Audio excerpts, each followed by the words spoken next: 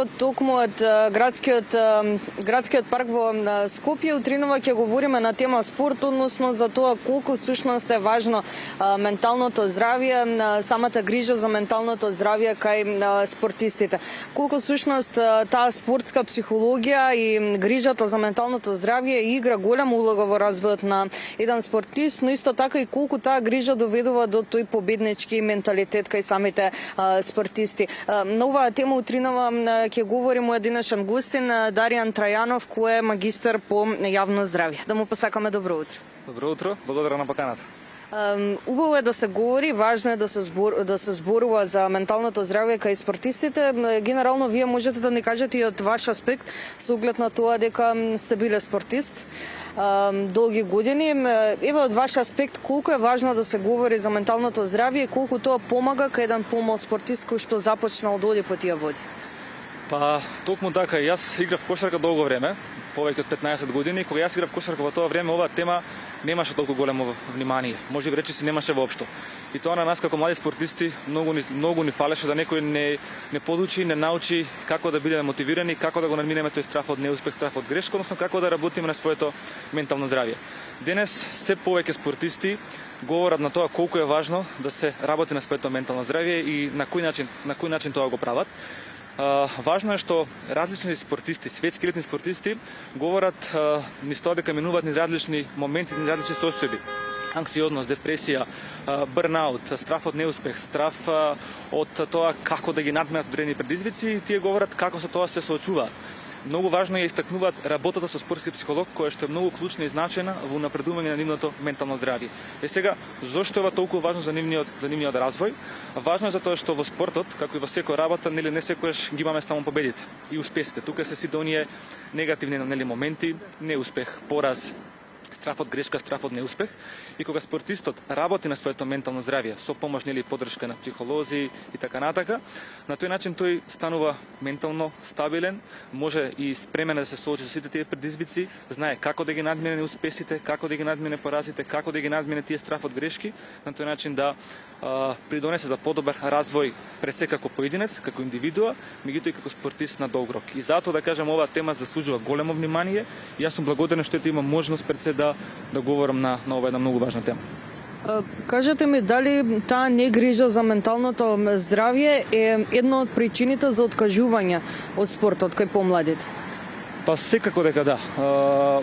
Правилниот пристап, соодветната поддршка, комуникацијата со младите играчи која што мора да биде на дневна основа, од аспект од страна на родителите со спортистите, тренерите со спортистите, самиот, да кажам, пристап кој што институциите спортски треба да го имаат, за да се помогне на тие млади спортисти, им се покаже на кој начин како да си помогнат во однос на подобрување на своето ментално здравје, да му се пристапи на еден друг начин на спортот, да не биде секогаш во фокус оној крајен резултат, да им се дозволи на младите спортисти, на младите луѓе пред се да уживаат во спортот, да го сакаат спортот на начин да од спортот излекуваат поуки, затоа што спортот е еден од добрите едукатори. Спортот знае да ни понуди дисциплина, знае да ни даде огромен број на пријателства, знае да не научи како да се соочиме понатаму со одредени активности во животот, меѓутоа една многу важна работа што ја научи спортот, тоа е како да се грижим за своето здравје. Затоа сметам дека правилниот пристап од експертите, од институциите, од семејството, од родителите, од тренерите ќе им помогне на овие млади спортисти да пред се бидат во спортот како индивидуи од кои што ќе испадне утре на крај психофизички здрави луѓе, а понатаму со соодветен пристап и концепт и правилен начин на работа да прераснат во едни успешни, пред се здрави спортисти и потоа спортисти кои што ќе бидат пример за една нација. Како се создава тој победнички менталитет кај спортистите и дали самиот спортист може да се одвива во таа насока, односно сам да го создаде тој менталитет? Ова е многу интересно прашање и баш во однос на победнички менталитет гледав една многу интересна серија документарец во кој што учествуваа многу познати светски тренери од различни спортови и сите тие говореа за самите спортисти шампиони со кои што тие работеле, дека сите тие спортисти шампиони работеле на тој свој победнички менталитет, односно дека победнички менталитет е нешто на кое што човек работи континуирано, тоа е еден процес, еден, да кажам, системски пристап на кој што треба така да му се пристапи се работи континуирано, постепено, за да се развие, да кажам, тој победнички менталитет. Сега, што е тука многу важно и што е тука многу корисно, да се укаже на тоа дека победничкиот менталитет не се однесува само на победата, не се однесува само на трофеот или оние освоени медали и така натака. Победничкиот менталитет е многу повеќе од тоа, а тоа е како да пред се ние се соочиме со неуспесите, со стравот од грешка, стравот од неуспех, стравот од успех. Како едноставно да знаеме да подадеме рака на оној кој што е послаб од нас, едноставно како да се изградиме како една индивидуа која што ќе сака да напредува. Во ред, ние ќе погрешиме, меѓутоа, ајде, како да надминеме таа грешка, како да станеме подобри следниот пат. Односно, според мене, победничкиот менталитет треба да ни покаже и да не научи на тоа дека секојаш треба да се потрудиме да го дадеме најдоброто од себе. Да не ни биде секојаш клучен резултатот, туку ангажманот кој што ние треба да го направиме за да дојдеме до тој резултат. А се тоа е одлика на еден победнички менталитет. И многу спортисти, светски спортисти говорат дека тоа го развија низ годините, тоа го развија низ своето искуство во работа, со работка со психолози, спортски психолози, експерти лица кои што им помогнале да развијат вештини со кои што ќе може да се соочат со сите овие предизвици кои што спортот им ги носи, меѓутоа и животот. Дел од предизвиците кои што ги напоменавте со кои се соочуваат самите спортисти беше бърнаут.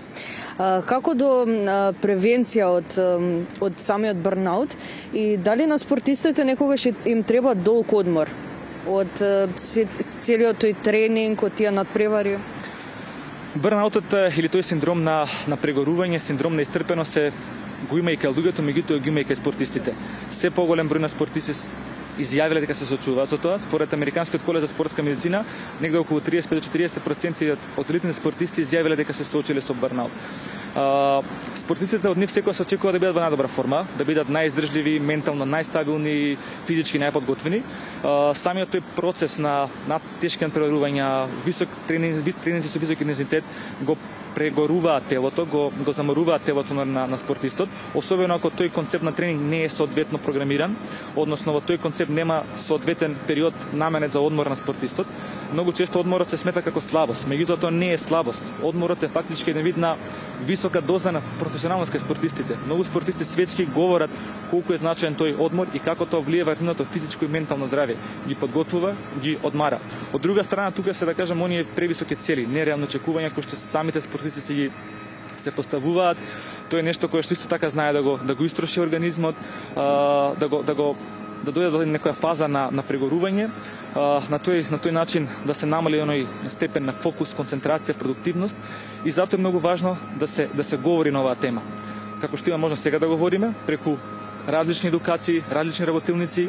Превенцијата тука клучна. Повторно ќе кажам, поддршката која што спортистите мора да имаат од своето семејство, од своите најблиски, од тренерите, од организациите, да се промовира таа соработка со спортски психолози кои што имаат и такако значајна улога и многу може да помогнат пред се во превенција на бърнаутот, која што е многу, да кажам, распространета појава помеѓу спортистите. Пред самиот крај сакам да напоменеме нешто повеќе за работилниците кои што ги спроведуваат со цел да им помогнете на спортистите. Кажете ми како им помагате за време на тие работилници на спортистите во однос на нивното ментално здравје и дали најчесто на тие работилници присутни се помладите спортисти?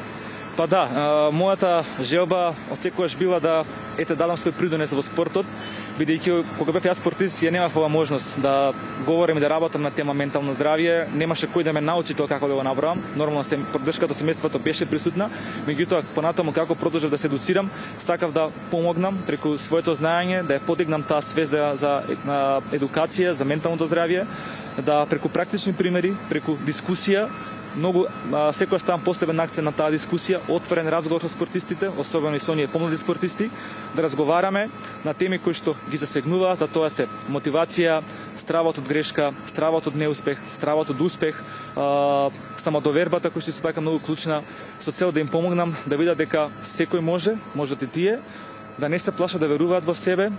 И секогаш гледам тој некој пријателски, интерактивен, едноставен пристап да им помогнам да се чувствуваат слободни, комотни и да ја разрушиме она стигма која што постои околу менталното здравје, бидејќи грижата за ментално здравје значи грижа за здравјето во целост. Без соодветна ментална стабилност не можеме да се фокусираме на спортски резултати, спортски перформанси и сметам дека тоа треба да биде една многу важна национална стратегија за развој на секој еден спортист. Верувам дека и тој пријателски пристап е важен со оглед на тоа дека повеќе спортистите би се отвориле и би говориле за нивните проблеми, па на тој начин и би ги решиле полесно истите. Ви благодарам многу што одвоивте време и што говоревме на оваа важна тема. Благодарам и вас, ми беше задоволство. Благодарам уште еднаш. Се надевам дека сите информации беа добродојдени утринова. Ние се гледаме повторно некаде околу 9 часот и 40 минути каде ќе говориме за светскиот ден за едукација за животната средина кој што имено истиот се одбележува денеска.